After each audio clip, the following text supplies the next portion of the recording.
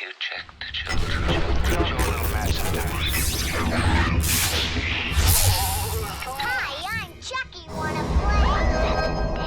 Sometimes. That is what You're gonna need a bigger boat. Hi everybody, welcome back to the horror show. Marsh Barker. And you got Jaime and Fuego here, and we're just fucking with you. Yeah, that's right. We are talking about the May poll Patreon request, which was the aforementioned I'm just effing with you. They did that little expletive blank out, but this was actually part of Blumhouse's Into the Dark series that was on Hulu for a few years, and I didn't really watch a lot of these. I know you and Cecil, I think, watched the one with the person in the in the rabbit suit or whatever, Yeah. bear We watched suit a or whatever few the of hell it them, was. and then it kind of tapered off. Yeah. They were relatively hit and miss from what I heard from lots of friends and fans and stuff like that. But this one was, it was interesting, you know? It was very highly stylized, most notably in the social media aspect of our lead character, and like a troll meeting, an online troll essentially meeting a real life troll is the best way that I could describe it from a, metaphorical standpoint, obviously. And I didn't really care for the ending so much, and we're not going to spoil, obviously, but everything else, like lead up and payoff, despite the fact that there was an essence of predictability, I was amused, most notably with the portrayal of this lead actor and all of his wormy kind of skeeviness and such. But I don't know. What did you think about this peculiar film? Yeah, I thought it was really interesting in the way they evolved the story. Because at first you don't really know what you're getting into. You're kind of like, okay, this is weird. But it felt a little bit like Creep in a way, with a little bit of the overacting. Especially with Chester, the bartender guy. The unsettledness of Chester, and just like you underestimate every character along the way. So I thought that was really well played. Like it wasn't one of my favorite movies, but at the same time, like I give it mad props for what it was able to accomplish. Because if you're paying attention and you're watching it unravel, you're really seeing. There's a lot of like critical thinking and creative thoughts put into the screenwriting and even the delivery. I think that if the delivery wasn't placed the way it was, it would have been a completely different movie. Yeah.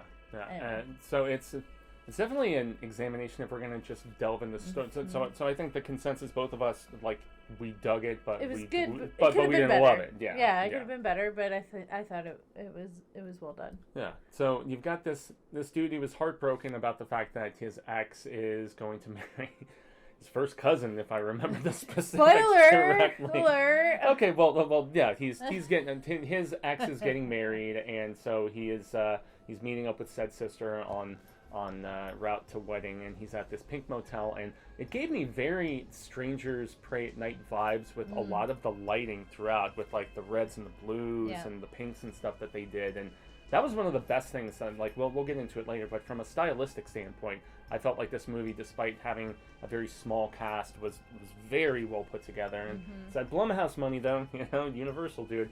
So but yeah, so he stops off at one of these dingy sort of off the beaten path motels, and there's an eccentric bartender who is also handling the check-ins and all this different stuff, and basically the everyman, because the elderly folks are like, we're not in season, so we're gonna have one guy do wear as many hats as possible, so to speak. And there's a biker in the bar when our protagonist, or our main character, I should probably say, first shows up, and he's waiting for his sister, and it's about a ongoing joke that this guy Chester, who is manning the bar, and he's like, I'm just fucking with you, man.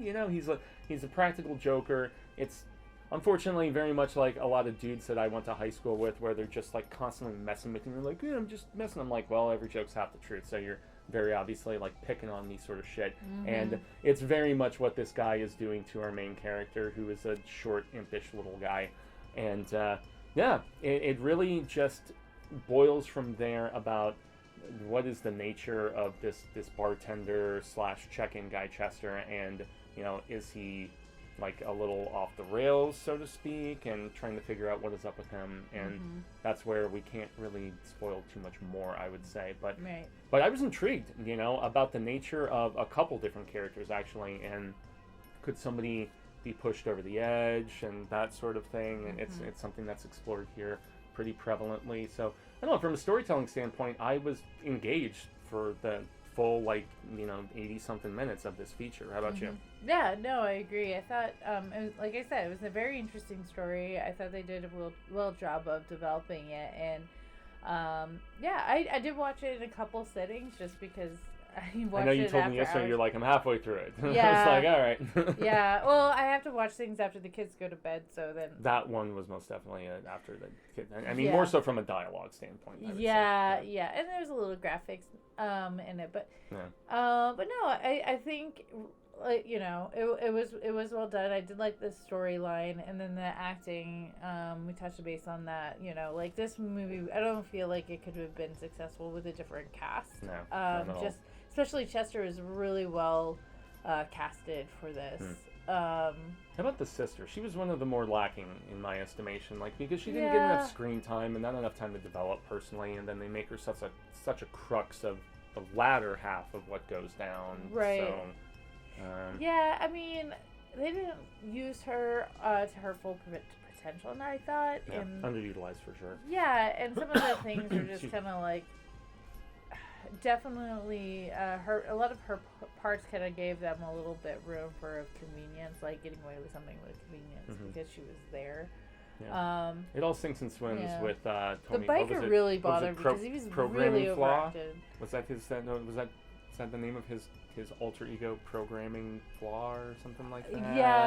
Yeah, programmer flaw or something like programmer flaw. I think it was. Yeah, he got into he was really heavy into ruining people's lives for whatever reason.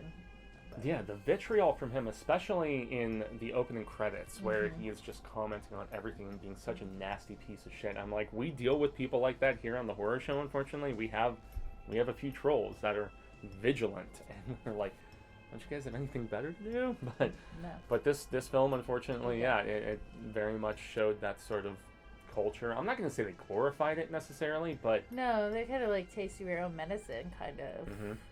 Definitely in this movie. I don't know, it to me, the two plots didn't really fit. It felt like his whole motivation outside of the storyline and Chester's motivation, I don't know, it didn't really fit until the end, but still. And the fact that they do eventually intersect without spoiling stuff, a little bit, but that's what kept this from being a really good movie as opposed to just a pretty good movie, which is what I would more so classify it as, I think. Yeah. But overall, I dug in. The cinematography was well done. Yeah, it was very well shot. And once again, back to the lighting, dude. I love those neon blues and reds and stuff that are so heavily utilized in this film. That's where they probably put a lot of their budget, honestly, because the cast is 5 people in this movie, So they had room to play with it, and it was mostly centralized to one location. Yeah. So that was interesting. Yeah, except a little bit of driving. And also, shout out to Chino Moreno from the Deftones. He's the one who scored this movie. And the blips and bloops and the electronica sort of vibe that he pursues in this, I was into it, man. He was obviously having some fun. And, I thought that was cool. So that was, until I didn't realize that was him. I saw it in the opening credits, and I was just like, no way, Chino from Deftones scored That makes a lot of sense, though, based off of, what you heard throughout the movie, that was definitely their sound. So. Yeah, and especially his side project Team Sleep, where he does more of a full-on electronic sort of bit compared to the Deftones. Right. That was the vibe that I got. So that was pretty cool. It's not an amazing movie once again, but one that I'm actually glad that I watched because a couple of the other Into the Darks that I saw, I really did not like, and this one I liked. So yeah. It's I know there's a bunch of them. It's a hit and miss with them, but when you get a good one, it's oh, okay. But I mean, that's with a lot of stuff we see here. You're gonna get some diamonds in the rough at some point. But this was definitely a ruby.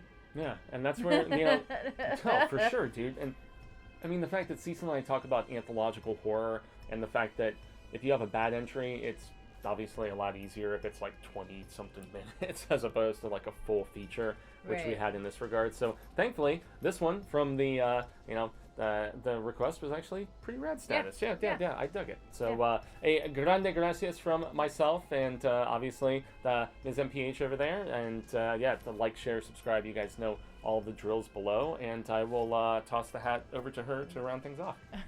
Well, thanks again for watching. I'm Marcia Parker. Gracias, Jaime Fuego. And remember, Stay scared.